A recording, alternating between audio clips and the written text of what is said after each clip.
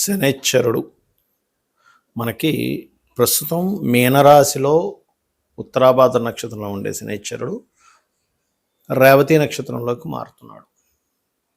ఇది ఒక సంవత్సరం పాటు ఉంటాడు అక్కడ దాదాపుగా.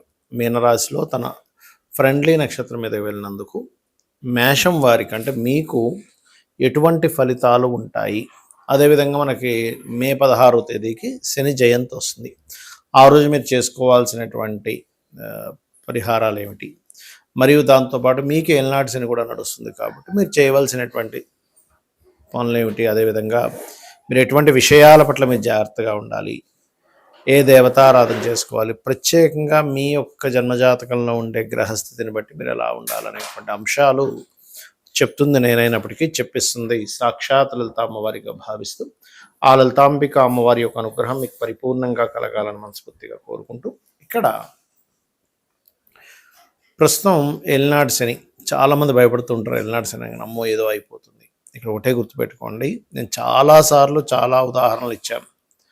శని భగవానుడు కనుక ఎల్నాడు శని కానీ అర్ధాష్టమ శని కానీ అష్టమ శని కానీ ఉన్నప్పుడు మనకి డిలే అవుతుంటాయి, కానీ ఏది అవ్వకుండా ఆగదు. పెళ్ళిళ్ళు అవుతాయి, పిల్లలు పుడతారు. సీఎంలుగా పిఎంలుగా అయిన వాళ్ళు ఉన్నారు. నరేంద్ర మోడీ గారు కానీ, జగన్ గారు కానీ, మన చంద్రబాబు నాయుడు గారు కానీ, స్వర్గీయ ఎన్టీ రామారావు కానీ, చాలా ఉదాహరణలు చెప్పాను. వాళ్ళు తీసుకోండి, మీరు ఆ డాటా తీయండి. పర్టికులర్గా ఆ టైంలో వాళ్ళకి శని పీరియడే నడిచింది. అయితే ఇక్కడ మీ జాతకంలో 12వ స్థానంలో అంటే మీ పర్సనల్ చార్ట్ పక్క పెడితే గోచారంలో ద్వాదశ రాశిలో అంటే 12th హౌస్లో ఉన్నందుకు మీరు ఈ టైంలో ఇన్వెస్ట్మెంట్స్ చేసేటప్పుడు దేనికైనా మదుపు పెడుతున్నాము, లాంగ్ టర్మ్ ఎంపిక చేసుకోండి. షార్ట్ టర్మ్ ఎంపిక చేసుకుంటే ఏమవుతుందంటే అనవసరంగా ఇబ్బంది పడతారు. అంటే ఏముందిలే సాయంత్రం కల్లా డబ్బులు వస్తాయి, నెలలో వస్తాయి, వారంలో వస్తాయి అని ఇన్వెస్ట్మెంట్ చేస్తారు కొంతమంది. అలాంటప్పుడు డబ్బంతా తీసుకెళ్ళి అక్కడ ఇన్వెస్ట్మెంట్ చేయడం వల్ల ఇబ్బంది వస్తుంది. కాబట్టి లాంగ్ టర్మ్ అంటే ఏదో తొందరగా వస్తుందనే ప్లానింగ్ కాకుండా లాంగ్ టర్మ్ చేసుకోండి. బుధుడి యొక్క నక్షత్రం మీద సంచరించేటప్పుడు సర్వసాధారణంగానే మీ యొక్క లగ్నానికి మేషం వారికి బుధుడు శని ఇద్దరు కూడా పూర్వజన్మ కర్మకారకులు అని చెప్తూ ఉంటారు.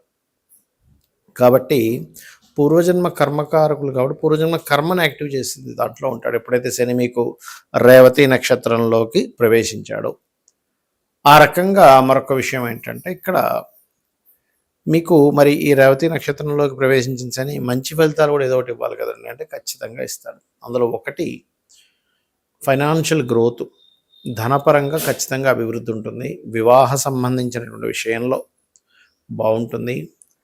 కాకపోతే ఇక్కడ ఏంటంటే ఈ ఉద్యోగ సంబంధించినటువంటి అంశంలో బుధ నక్షత్రంలో సంచరిస్తున్నందుకు ఉన్న ప్రదేశము కాకుండా ఇతర ప్రదేశాలకు మారడం ద్వారా అభివృద్ధి ఉంటుంది. అంటే ఒక రాష్ట్రంలో ఎగ్జాంపుల్ తెలంగాణలో ఉన్నాం, మెడ్రాస్ వెళ్ళడము, బెంగళూరు వెళ్ళడము, లేదా బాంబే వెళ్ళడం, ఇలా లేదా బాంబేలో ఉన్నాం ఇంకో ప్రాంతాలకు వెళ్ళడము, ఈ రకంగా మార్పు వల్ల మీకు మంచి ఫలితాలు వస్తాయి.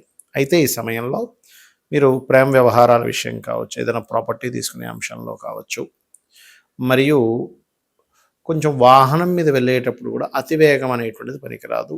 అందులోనే తాతగారి ఆస్తి సంబంధించినటువంటి అంశాలలో తొందరపాటు నిర్ణయాలు ఎట్టి పరిస్థితుల్లో కూడా మీరు చేయకండి దయచేసి. ఇక మీరు నిత్యము చేయవలసింది, ఎల్నాడు శని నడుస్తుంది కాబట్టి శనివారాలు ప్రత్యేకంగా శని భగవానుడి దగ్గర దీపారాధన చేయండి.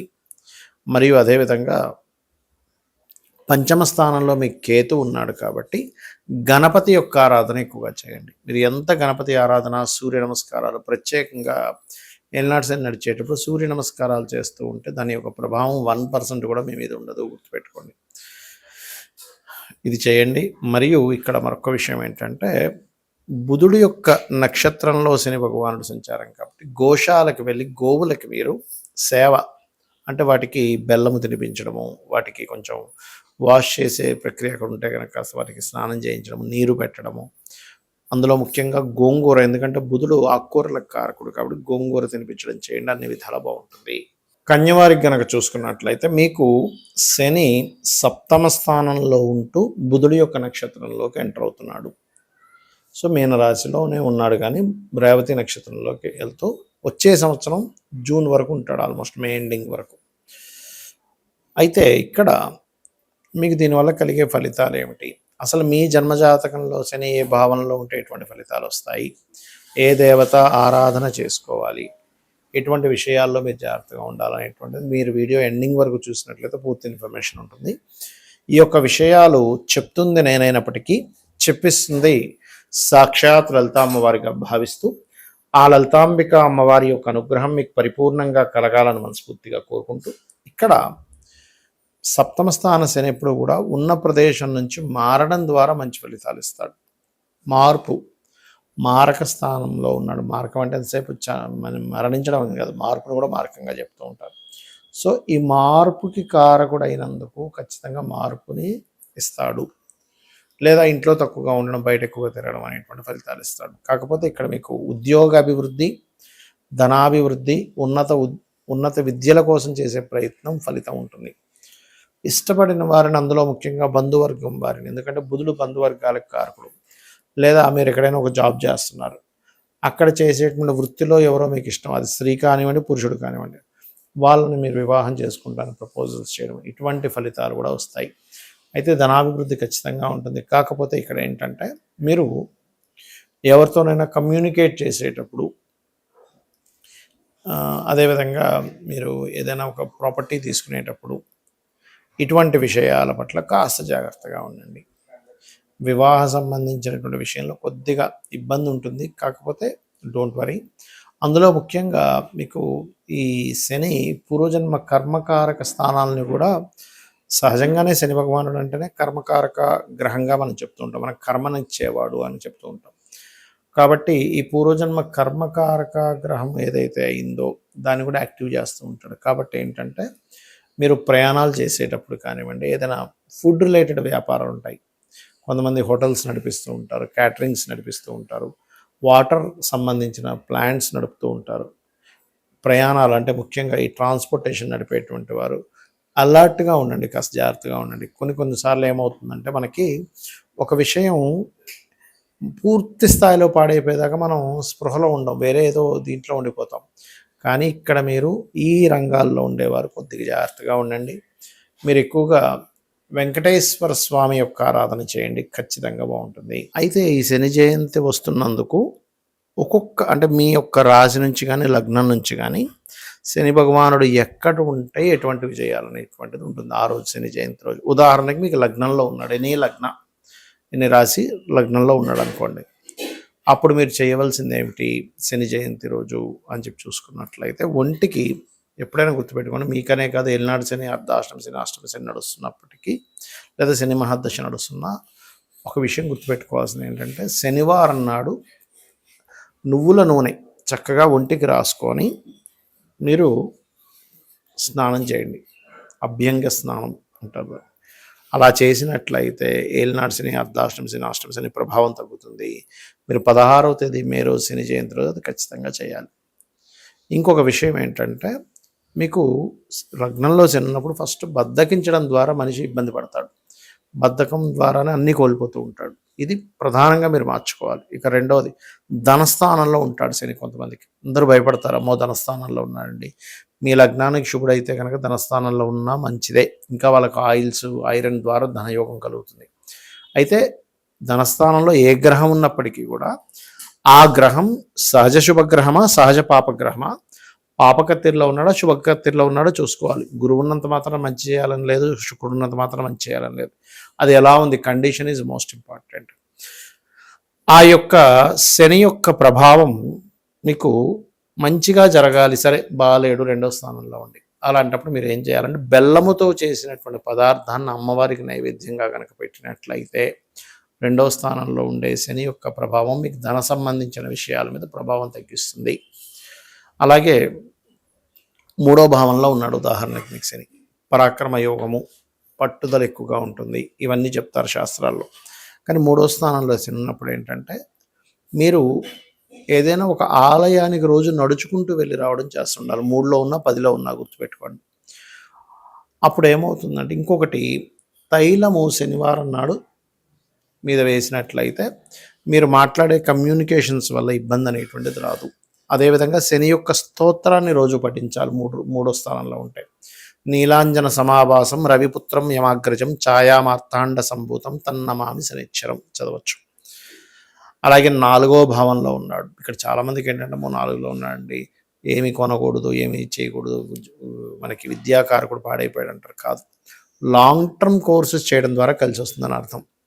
లాంగ్ టర్మ్ ఇన్వెస్ట్మెంట్స్ ద్వారా కలిసి వస్తుందని అర్థం. 4లో ఉన్నా 12లో ఉన్నా గుర్తుపెట్టుకోండి. అయితే 4లో ఉన్నప్పుడు మరి మందబుద్ధి ఇస్తాడు, చదువు మీద కొంచెం ఇబ్బంది ఇస్తాడు అనుకుంటూ ఉంటారు. అది కొంతవరకు అది పాడైతే కొంతవరకు నిజమే, కానీ అన్నిసార్లు అది నిజం అవ్వదు. ఎందుకంటే 4వ అధిపతి బాగుంటే మంచి ఫలితాలు కూడా ఇస్తాడు. అయితే ఇక్కడ తల్లిగారు ఆరోగ్య విషయంలో జాగ్రత్త పడాలి 4లో శని ఉన్నప్పుడు. ఇది ప్రధానంగా గుర్తుపెట్టుకోండి. అలాగే మీరు నల్లటి వస్త్రాలు లేదా నీలం రంగు వస్త్రములు ఎవరికైనా దానంగా ఇస్తూ ఉండండి 4లో శని ఉన్నప్పుడు. ఇక పంచమ శని అనగానే అందరికీ ఏంటంటే మందబుద్ధి, ఆలోచన సరిగా ఉండకపోవడము, లేకపోతే సంతానం ఆలస్యం అనుకుంటారు. అది మీకు శుభుడైతే ఆలస్యం కాకుండా త్వరగా కూడా ఇస్తాడు. పాప అయితేనే ఆ రకంగా ఆలస్యం జరుగుతూ ఉంటుంది. అలాంటప్పుడు మీరు చేయవలసింది ఏంటంటే దత్తాత్రేయుడికి సంబంధించినటువంటి జయంతి రోజు, లేకపోతే శంకర జయంతుల రోజు మీరు బెల్లముతో చేసిన ఉండలు ఏదైనా పంచడం కానీ, మరియు అదేవిధంగా మీరు ప్రధానంగా కాలభైరవ అష్టకం, కాలభైరవుడికి సంబంధించిన అష్టకం రోజు చదువుకున్నట్టయితే పంచమ శని యొక్క దోషం పోతుంది. ఇక 6వ భావంలో శని ఉన్నాడు, చాలా మంచిది. ఎందుకంటే శత్రు నాశనం అంటారు 6లో శని ఉన్నా కుజుడున్నా కూడా. కాకపోతే మరి ఈ 6లో ఉన్నాడు కదండి, దీర్ఘరోగాలు ఏమైనా ఇస్తాడా అంటే, మీరు యోగా చేయడం ద్వారా, మీరు ఫిట్నెస్ ఎక్కువ మెయింటైన్ చేయడం ద్వారా 6వ శని ప్రభావం తగ్గుతుంది. ఇక్కడ 7వ భావంలో శని. ఇక్కడ మీరు అర్థం చేసుకోవాల్సింది ఏంటంటే 6లో ఉన్నాడు, 7లో ఉన్నాడు, 8లో ఉన్నాడా ఒక ఎత్తు అయితే, మీకు ఏ లగ్నమై ఉన్నాడు అనేటువంటిది అక్కడ బెనిఫిట్ ఎక్కువ చేస్తాడు, ఒక్కోసారి బెనిఫిట్స్ తక్కువ చేస్తాడు. అట్లా సప్తమ స్థానంలో శని ఉన్నాడు. మీరు సప్తమ స్థానంలో శని ఉన్నప్పుడు మీకు మహాదశలు అంతర్దశల్లో శని భగవానుడు వచ్చినప్పుడు మాత్రం అప్పుడు కొంచెం మీరు ఆరోగ్యం మీద చేంజ్ ఉంటుంది. ఆ టైంలో మీరు ప్లేస్ చేంజ్ అయితే చాలా మంచిది. ఇంట్లో ఉండకుండా బయట ఎక్కువగా ఉంటే చాలా మంచిది 7లో శని ఉన్నప్పుడు. ఇక అష్టమ శని దీర్ఘాయుష్యనిస్తాడు, చాలా కాలం బతుకుతారు అష్టమ శని ఉండేటువంటి వాళ్ళు. కాబట్టి డోంట్ వరీ. కాకపోతే ఈ కుండలిని యోగం లాంటి సాధనలు చేయాలి అష్టమ శని ఉన్నప్పుడు. ఇక భాగ్యస్థానంలో శని ఉన్నప్పుడు మీరు గురువుని నిందించడం చేయకూడదు. అది మరింత కర్మను మూటగట్టుకున్న వాళ్ళు అవుతారు. క్షేత్ర దర్శనాలు ఎక్కువగా చేస్తూ ఉండండి, శివాలయాలకు ఎక్కువగా వెళ్తూ ఉండండి, కాలభైరవ క్షేత్రాలకు ఎక్కువగా వెళ్తూ ఉండండి, వారాహి అమ్మవారి క్షేత్రాలకు ఎక్కువగా వెళ్తూ ఉండండి. భాగ్యస్థానంలో ఉండేటువంటి శని యొక్క ప్రభావం తగ్గుతుంది. ఇక దశమ స్థానంలో శని ఉన్నాడండి, కెరియర్లో మాకు మంచి అసలు ఎక్కడ ఇబ్బంది అవుతుంది, ఎక్కడ మేము ఎదగలేకపోతున్నాం అన్నప్పుడు ఓం మాణిక్య మకుటాకార జానుద్వయ విరాజితాయే నమః అనే మంత్రం చేయండి, ఖచ్చితంగా బాగుంటుంది. ఇక లాభస్థాన శని చాలా మంచిది, అన్ని రకాల లాభాలు ఇస్తాడంటూ ఉంటారు. కాకపోతే ఆ లాభాలు రావడం స్లో అండ్ స్టడీగా వస్తూ ఉంటాయి, దీన్ని మీరు యాక్సెప్ట్ చేయగలగాలి. ఇక 12వ స్థానంలో శని ఉన్నప్పుడు ఏమవుతుందంటే సర్వసాధారణంగా కొంత అంటే మనిషి ఎంతో సంపాదిస్తాడు, ఎన్నో చేస్తూ ఉంటాడు, ఎన్నో డబ్బులు సంపాదిస్తాడు, కానీ సుఖం అనేటువంటిది ఉండదు 12లో శని ఉన్నప్పుడు. అంటే హ్యాపీనెస్ అనేది తక్కువగా ఉంటూ ఉంటుంది. ఆ మహాదశలు నడిచేటప్పుడు కొంచెం ఏంటోనండి సుఖపడలేకపోతున్నాము, చాలా డబ్బులు సంపాదిస్తున్నాం కానీ హ్యాపీనెస్ లేదంటారు, చాలా సంపాదిస్తున్నాం కంఫర్ట్ లేదంటూ ఉంటారు. ఎందుకంటే ఇక్కడ మీకు ఈ ఈ కంఫర్ట్నెస్ని తగ్గిస్తూ ఉంటాడు, దాన్ని మీరు యాక్సెప్ట్ చేయగలగాలి. సేవలు ఎక్కువగా చేయాలి 12లో శని ఉన్నప్పుడు. అంటే ఒక వృద్ధాశ్రమానికి వెళ్ళాం అక్కడ ఏదైనా సేవ చేయడం, లేకపోతే అనాథాశ్రమానికి వెళ్ళాం అక్కడ ఏదైనా సేవ చేయడం, గోశాలకు వెళ్ళాం అక్కడ ఏదైనా సేవ చేయడం, ఒక హాస్పిటల్కి వెళ్ళాం అక్కడున్న వాళ్ళకి ఏదైనా పంచిపెట్టడం. మీరు ఎంత సేవలు చేస్తూ ఉంటే 12లో శని ఉన్నప్పుడు అంత బాగుంటుంది. లాంగ్ టర్మ్ ఇన్వెస్ట్మెంట్స్ ఎక్కువగా చేస్తూ ఉండండి. బెల్లముతో చేసినటువంటి పదార్థాన్ని ఏదైనా పంచి పెడుతూ ఉండండి, చిన్నపిల్లలకు కావచ్చు, వృద్ధులకు కావచ్చు, వీళ్ళకి ఖచ్చితంగా దాని యొక్క ప్రభావం అనేటువంటి తగ్గుతుంది. ఇక శని జయంతి రోజు 16వ తేదీ మే రోజు మీరు శనీశ్వరుడికి తైలాభిషేకము, నువ్వులు దానంగా ఇవ్వడము, గోసేవ చేయడము, ఇవి ప్రధానంగా చేయాలి. శని డిసిప్లైన్ కారకుడు, ధర్మబద్ధంగా ఉండడానికి కారకుడు. కాబట్టి ధర్మబద్ధంగా కనుక మీరు జీవించినట్లయితే శని యొక్క ప్రభావం పూర్తిగా పాజిటివ్గా ఉంటుంది. శ్రీమాత్రే నమః.